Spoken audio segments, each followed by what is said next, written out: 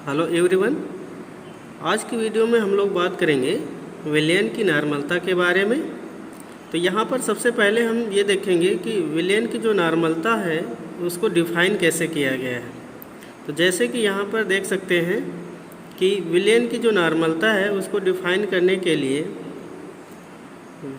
विलयन के 1 लीटर में विलेय के तुल्यांकों की संख्या विलयन की नॉर्मलता कहलाती है।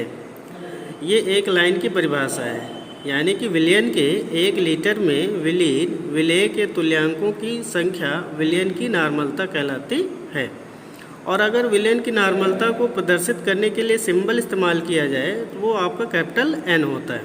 यहाँ पर देख सकते हैं फार्मूला दिया गया है, विलयन की नॉर्मलता बराबर विलेय के तुल्यांकों की संख्या अपान विलयन का आयतन लीटर में। इसके बाद में विलेय के तुल्यांकों की संख्या को हम और ओपन करके लिख सकते हैं, विलेय का भार अपान विलेय का तुल्यांकी भार अपान विलयन का आयतन लीटर में।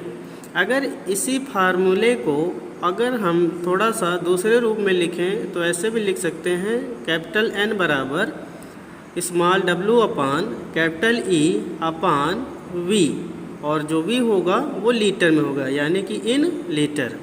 और अगर इसी को दूसरे तरीके से लिखें तो ऐसे भी लिखा जा सकता है कि कैपिटल N बराबर small w upon capital E into capital V, और जो भी होगा आपका वो लीटर में लिया जाएगा।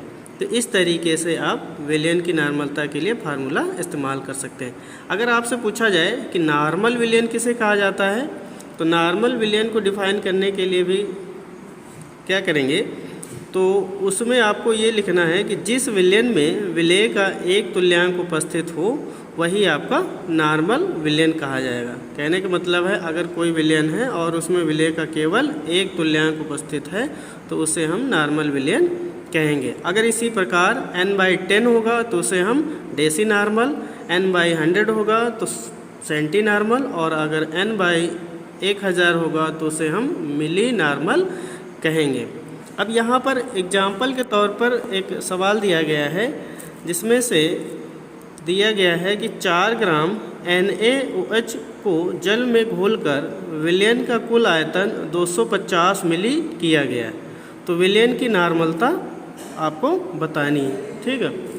तो आपको सबसे पहले इसमें देखना है कि करना क्या है।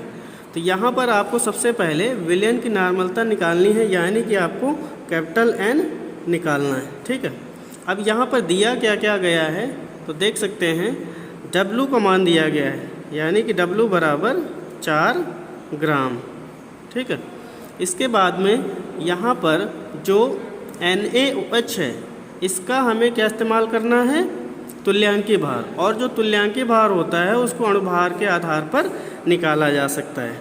तो जो आपका NaOH है इसका आपको तुल्यांकी भार निकालने के पश्चात जो वैल्यू मिलेगी वो होगी 40, क्योंकि इसका अणुभार भी कितना होता है, 40 ही होता है, और तुल्यांकी भार भी 40 होता है।